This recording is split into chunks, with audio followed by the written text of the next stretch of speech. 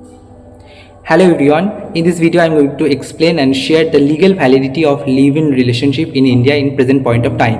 Basically हम लोग जो जनरल टर्म पे लिव-इन रिलेशनशिप के बारे में जानते हैं, जैसे कि एक लड़का और लड़की दोनों एडल्ट दोनों एक साथ कोहैबिट कर रहे और लिव इन कर रहे विदाउट बीइंग मैरिज और विदाउट बीइंग मैरिड. सो इस तरह का जो रिलेशन होता है वो सेक्सुअली भी हो सकता है और विदाउट सेक्सुअली भी होता है. That's their personal choice.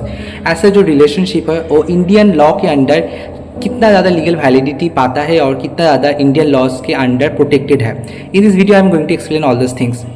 Basically जो लिव इन रिलेशनशिप का कॉन्सेप्ट है ये वेस्टर्न कॉन्सेप्ट है और इसमें इंडिया में दिन बे दिन इसका पॉपुलैरिटी बढ़ रहा है, इसका केसेस भी बढ़ रहा है. दिन बे दिन इसका कोर्ट में live in relation related with maintenance, violence और ब्लैकमेलिंग ये सब के केस दिन बे दिन बढ़ रहा है. इसलिए इंडियन जुडिशरी भी लिव इन रिलेशनशिप की तरफ नया नया जजमेंट दे रहा है. हाई कोर्ट, सुप्रीम कोर्ट से नया नया जजमेंट आ रहे हैं. In this context I going to explain that live in relationship का जो कॉन्सेप्ट है वो इंडियन किसी भी लॉज में जैसे कि IPC, CrPC, maintenance, Hindu law, मुस्लिम लॉ, ऐसा कोई भी फैमिली लॉ या फिर क्रिमिनल लॉ में इसके बारे में एलेबोरेटली नहीं बोला है. जैसे कि protection of women from domestic violence 2005 जो एक्ट है यहाँ पर वाइफ का कॉन्सेप्ट दिया है. आईपीसी में जो डोमेस्टिक वायलेंस मेंटेनेंस का केस होता है 498A, इस चीज़ में इस यहाँ पर भी जो कॉन्टेक्स्ट है ये भी वाइफ का कॉन्टेक्स्ट में है.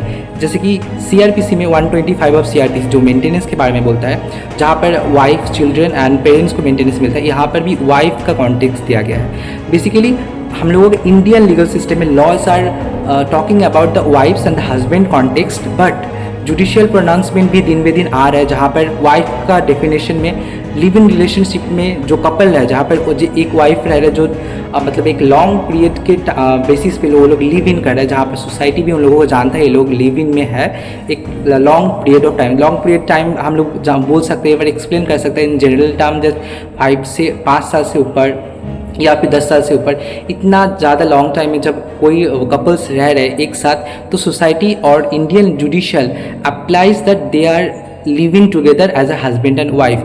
जब सोसाइटी भी जानता है जहाँ पर उन लोग के पास जुडिशियल पॉइंट ऑफ व्यू है एंड एविडेंस है, वहाँ पर वो लोगों के पास भी क्लियर एक एविडेंस होता है they are living together as a husband and wife.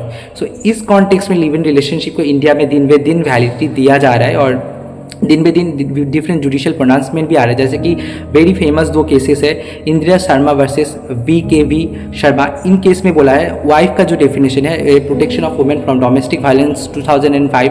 In this context also wife यहाँ पर सिर्फ वाइफ ही नहीं है, मैरिड वाइफ भी नहीं है, यहाँ पर कोई लिव इन रिलेशनशिप में जो लड़की रह रही है वो भी वाइफ का डेफिनेशन में आती है. In this second case, this is a very one of the popular case, D. Venusamy versus D. Panchamal. In this case saying that the maintenance मतलब कोई वाइफ के रहने के लिए जो मिनिमम मतलब अमाउंट हस्बैंड को पे किया जाता है वो अमाउंट एक लिव इन रिलेशनशिप में रहने वाली एक लड़की उसको भी मिलेगा. मतलब she is entitled to get the maintenance from the husband because she is living with the husband for a long period of time.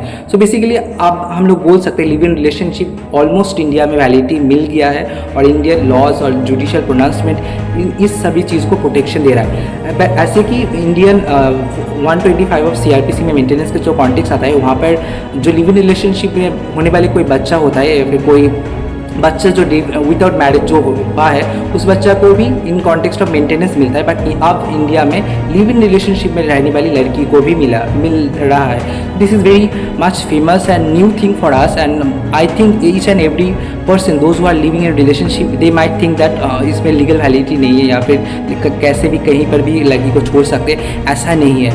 Be very careful that if your girlfriend wants maintenance from you, she can claim maintenance and the court will give verdict against you and you have to pay that particular maintenance. So be very careful that live in relationship भी India में बहुत ज़्यादा legal validity मिल रहा है and आपको भी maintenance पे करना पड़ेगा as per wife's claims. Thank you. Have a good day.